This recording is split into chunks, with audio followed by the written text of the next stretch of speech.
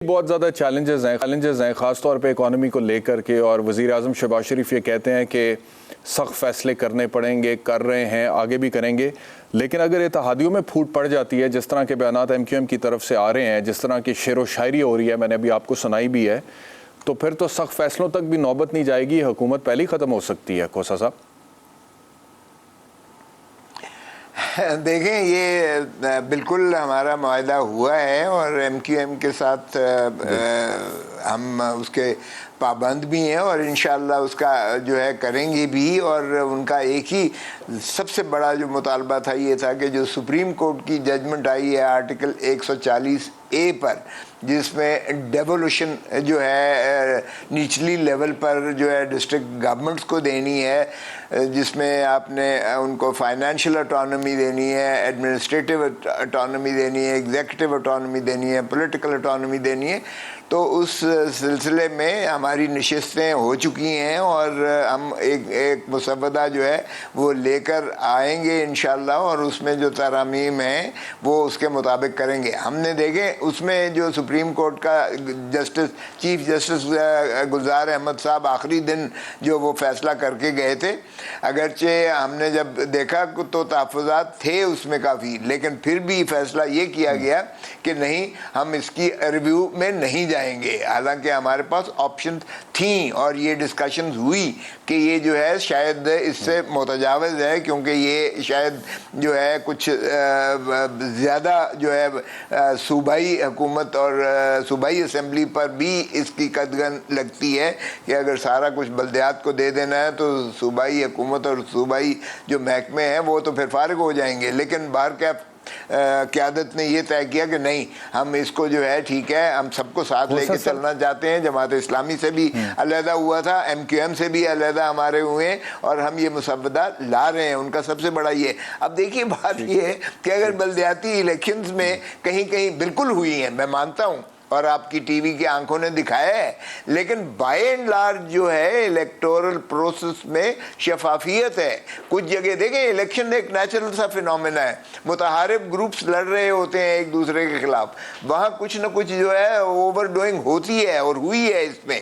वहाँ जो है रोका गया है और रीपोल वहाँ जाएगा होगा जहाँ इस किस्म की बात हुई है या लॉ एंड ऑर्डर सिचुएशन पैदा हुई है। वो बिल्कुल इलेक्शन कमीशन जो है पूरी तरह से फ़ाल है, हम उनके साथ हैं इस मामले में। जहां भी कहीं कोई दस्तरस हुई है वो बिल्कुल उसका खमियाजा जो है होना चाहिए और उसको रीपोल में जाना चाहिए। लेकिन देखें, अब ये अगर आपकी प्रोविंशियल गवर्नमेंट इस वक्त पाकिस्तान पीपल्स पार्टी की है और ये सभी आपके पोल्स कहेंगे कि पीपल्स पार्टी वहां इंडिफीजिबल है जहां तक सिंध का ताल्लुक है, और 2/3 से ज्यादा हमें अक्सरियत हासिल है नहीं, लेकिन MQM वालों तो का आप गिला ही है। जानते ही हैं कि जहां खोसा साहब जी MQM ये कहती है, वो ये कहते हैं कि जी ये बात तय हुई थी मुआहदे में कि आप हमारे मैंडेट का एहतराम करेंगे, हम आपके मैंडेट का एहतराम करेंगे। और MQM क्लेम ये करती है कि अगर साफ और शफाफ इलेक्शंस हों तो जो शहरी इलाके हैं सिंध के, वहाँ पर MQM सीटें निकालती है, लेकिन वहाँ के जो रिजल्ट्स आए उनसे उन्हें इख्तलाफ है।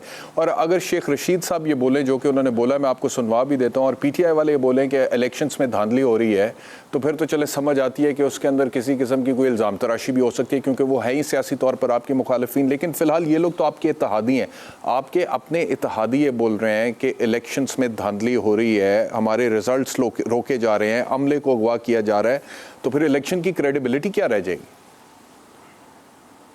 नहीं, देखिए, हमारे इत्तेहादी बिल्कुल हैं, लेकिन हम एक दूसरे के खिलाफ मुतहारिब इलेक्शंस लड़ रहे हैं।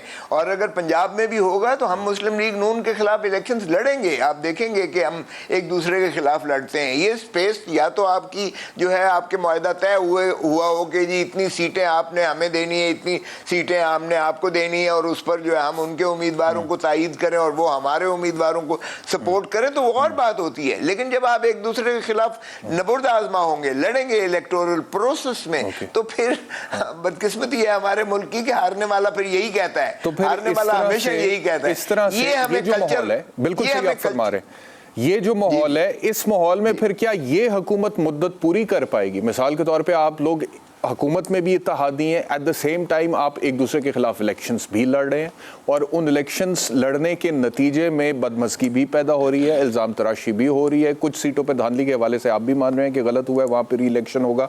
तो क्या इस माहौल में ये हुकूमत मुद्दत पूरी कर पाएगी? फिर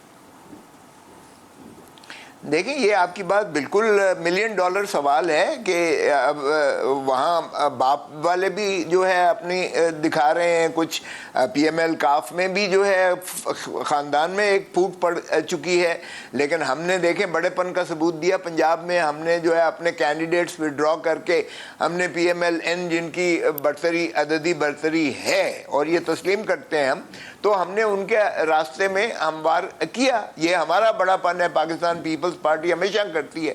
हमने स्पेस दी, गवर्नर हम MQM का ले रहे हैं, हम एडमिनिस्ट्रेटर जो है कराची MQM का ले रहे हैं।